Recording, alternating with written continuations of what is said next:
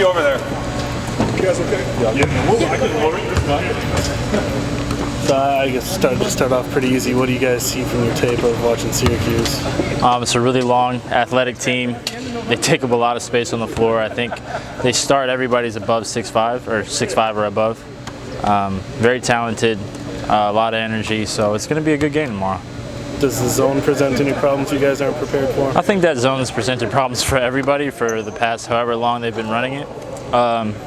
But it's a part of the game. We got to be able to adjust on the fly and deal with the pressure and score through it. Did you guys watch any tape from when you guys played them last year, or you watched? Yeah, there was a few clips when we did the scouting report, just to show what to do and what not to do. So we're trying to focus on playing smart, not getting too sped up, and hopefully that'll work. So yeah, I guess what is your guys' plan of attack against the zone? I mean, I think it's the same for everybody. Just make smart decisions against it. Don't get too three-happy, and see if you can get as much as you can inside, and make sure you box out and rebound.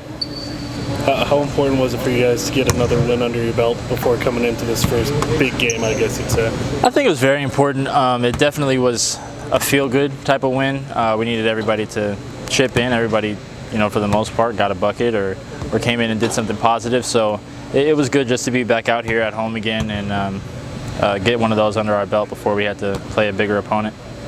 So this is, like I said, the first big game, if you want to call it that, of the season here, especially in Madison. What do you expect the atmosphere to be like? Hopefully it'll be crazy in here. I hope everybody who shows up is really loud and energetic, and hopefully our fans make it a little bit of a problem for the other team when they're trying to talk in the huddle, so it gets loud enough to the point that they can't really hear, because I know we've been in those situations before. So hopefully it'll be a great atmosphere. Yeah, 13 people scored the other night. Is that a sign of the strength of the bench, or do you attribute that more to the opponent you were playing? I definitely think it's a sign of strength from our bench, but at the same time, I think you have to take into account who we were playing. Like, that's not always going to happen, and that many people aren't going to get always the same amount of time when we play a bigger opponent. But it's definitely great for people to get out there, get some confidence in them, and get the ball to go in the basket, because that always helps you feel better.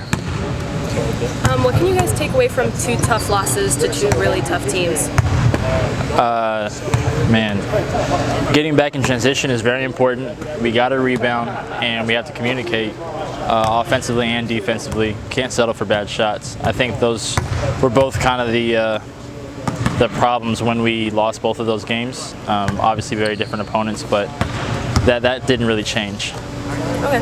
And then how do you feel so far about your performance personally so far this year? I think I need to be more aggressive. Hopefully I can do as much as I possibly can with the minutes that I get to attack and help our offense and defense on both sides. Okay. And then going forward, what do you guys as a team need to improve on to face or to compete better against teams like North Carolina?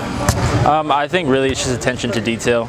We have to be able to do what the other guy isn't, and we didn't do that when we came out and played against North Carolina. And also, I think a lot of that loss was that shots weren't falling, and I think the game's a little bit different if we hit even half of what we normally do.